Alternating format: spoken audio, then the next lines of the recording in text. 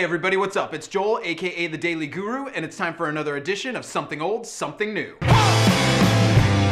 Alright guys, today for Something Old we're going to one of the best albums from one of the most important bands in history. It's 1970 and Black Sabbath's Paranoid. The fact of the matter is, the first 5 Black Sabbath albums are absolutely perfect. Everybody should hear each one of them, and it makes choosing their best a little bit difficult. However, what sets Paranoid slightly ahead of the others is the fact that this was the record that kind of gave them mainstream appeal, and you can also say this is where they perfected their sound. What a lot of people don't know is this album was actually originally called War Pigs, but the record label demanded that they changed it because they didn't want to get backlash from people who supported the Vietnam War. And what makes this record even a little bit more strange is that the title track, one of Black Sabbath's best songs, was actually a last-second addition to the album. They had no more songs to record, and the song Paranoid was written and recorded in less than a half hour. Throughout this record, you have the perfect Black Sabbath model. You have the guitars of Tony Iommi crashing against the amazing bass lines of Geezer Butler. There's a majesty, a presence to that sound, and Tony Iommi throws out some of his best licks, some of his best solos.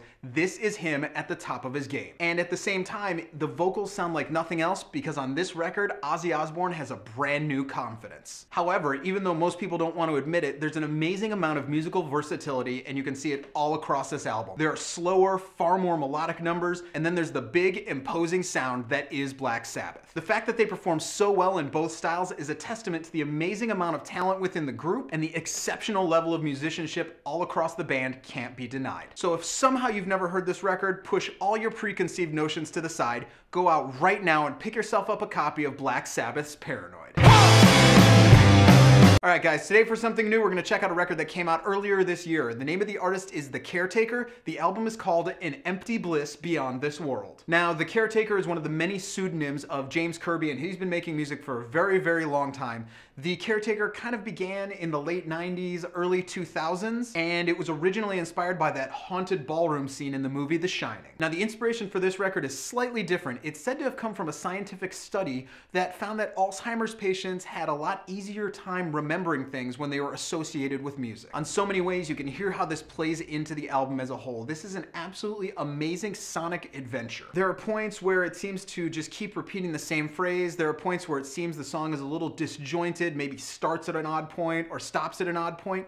But overall, it works perfectly when you put it into context. This record is a very old, almost vintage sound. It has a great crackle that runs throughout the entire album, and it's actually because he's sampling old 78s. I can't say it in any other way other than I've never heard anything like this before. And it's kind of cool because you find yourself swaying along with these songs, and you're trying to figure out if you've heard these movements before because they sound strangely familiar, and yet in most cases, you probably haven't. And that's really the genius behind this record. It has that familiarity, it has that amazing intrigue, and yet it's as original as music has ever gotten. Whether it's classical movements moving through or it's sound effects that he places over them, there's a depth and complexity to this record that has to be experienced firsthand to be properly appreciated. This is great for people who love electronic music. This is good for people who just like cool music, because on the Buy It or Borrow It, The Caretaker's An Empty Bliss Beyond This World is an absolute buy it. So that's what I got for you guys today. I hope you dug it. If you did, go ahead and click subscribe, go ahead and leave a comment, go ahead and click like, whatever you want to do. If you want to email me, you can do that at thedailyguru@gmail.com, and check out my website where every single day I'm writing about the greatest songs ever written at thedailyguru.net. You can follow me on Facebook, Twitter, and Tumblr at these links right here, and we'll see you guys again next week.